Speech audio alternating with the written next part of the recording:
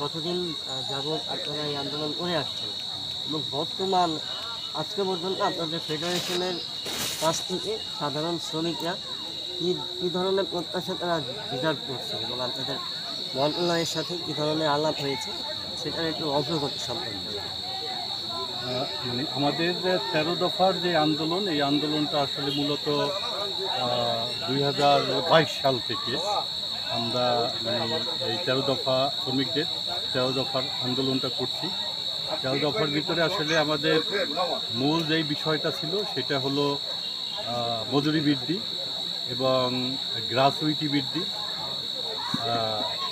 নারী শ্রমিকদের মাতৃত্বকালীন ছুটি বৃদ্ধি, তারপরে সাপ্তাহিক ছুটি, এইসব বিষয়গুলো আসলে উল্লেখযোগ্য। এছাড়া অনিয়মিত শ্রমিকদের নিয়মিত করা এবং তাদের ব্যাংকের মাধ্যমে মজুরি প্রদান, এই বিষয়গুলো আসলে উল্লেখযোগ্য ছিল। আচ্ছা, এখন পর্যন্ত আমরা ফেডারেশন কর্তৃক কী কী অ্যাচিভ হয়েছে? আচ্ছা, ফেডারেশনের এটা হলো জন্ম হলো 1980 সালে, অর্থাৎ 1977 সালে এটা প্রতিষ্ঠিত হয় এবং 1980 সালে এটা রেজিস্টার্ড অফ ইউনিয়ন থেকে তারা রেজিস্ট্রেশন প্রাপ্ত করে। এবং সবচেয়ে উল্লেখযোগ্য আসলে উল্লেখযোগ্য অ্যাচিভমেন্ট এটা হলো 1990 সনে কৃষি ফার্ম শ্রমিক নিয়োগ ও নিয়ন্ত্রণ নীতিমালা, এটা প্রথম হয় এবং যেটা 2017 সনে আবার আমাদের আন্দোলনের প্রেক্ষিতে এটা সংশোধিত হয়ে সেখানে শ্রমিকরা আগে একটা বোনাস পাইত, নিয়মিত শ্রমিকরা, সেখানে নিয়মিত শ্রমিকরা এখন 2টা বোনাস পায়, অনিয়মিত শ্রমিকরা একটা বোনাস পায় এবং নিয়মিত শ্রমিকদের সাপ্তাহিক ছুটি ছিল না সেটা পায়। তো এই বিষয়গুলো আসলে ছিল, অর্জনের ভিতরে এগুলো ছিল। কিন্তু অত্যন্ত দুঃখজনক হলো যে 2025 সালে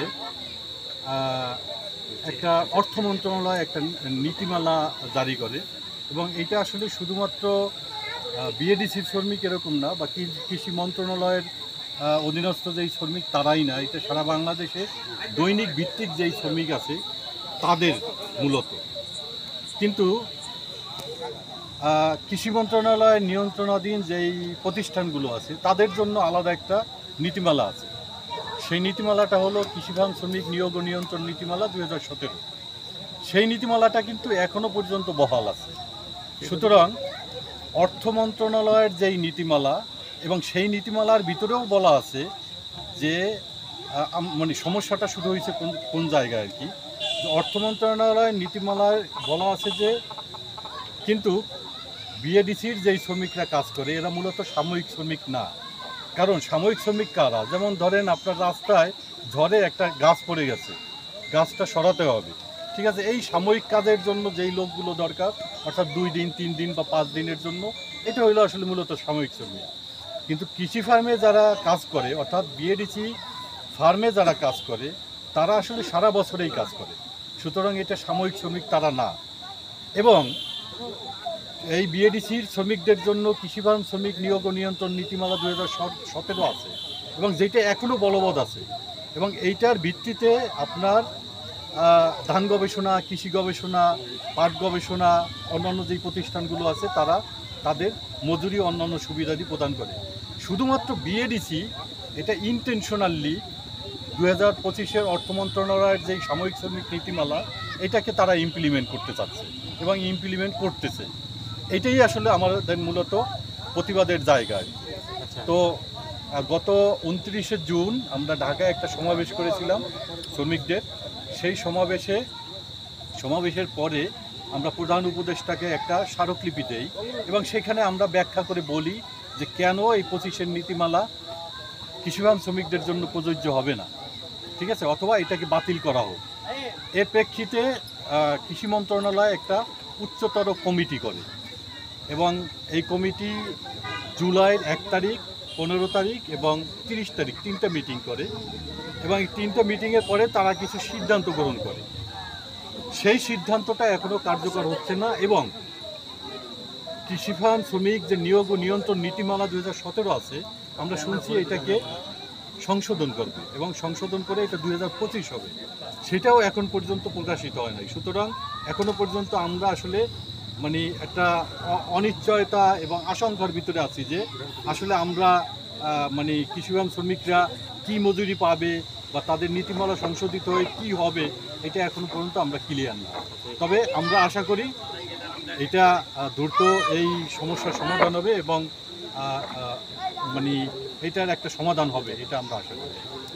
মন্ত্রণালয় আমাদের আপনাদের কিছু জানিয়েছেন কিনা এই বিষয়ে? হ্যাঁ, মন্ত্রণালয়কে আমরা অসংখ্যবার চিঠি দিয়েছি, ঠিক আছে। আমরা বর্তমান যেই সরকার অর্থাৎ ইন্টেরিয়াম যেই গভর্নমেন্ট, এই গভর্নমেন্টের আসার পরে আমরা সেভারেল টাইম অর্থাৎ বিভিন্ন সময় আমরা চিঠি দিয়েছি, আমাদের উদ্বেগের কথা জানিয়েছি, শ্রমিকের উদ্বেগের কথা জানিয়েছি, কিন্তু মন্ত্রণালয় আসলে কোনো সিদ্ধান্ত নেয় নাই, যে কারণে আসলে আমাদেরকে আন্দোলনে যেতে হয়েছে।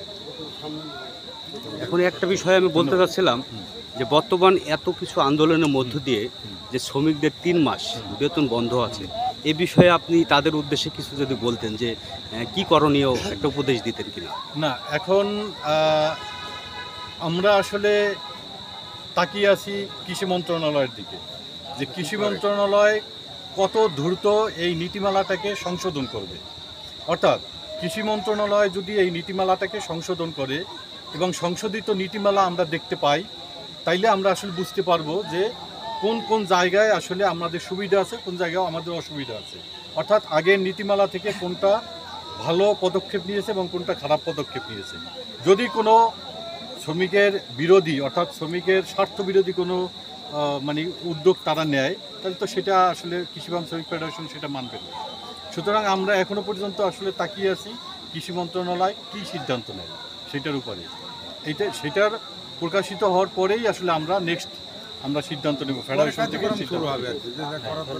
ধন্যবাদ।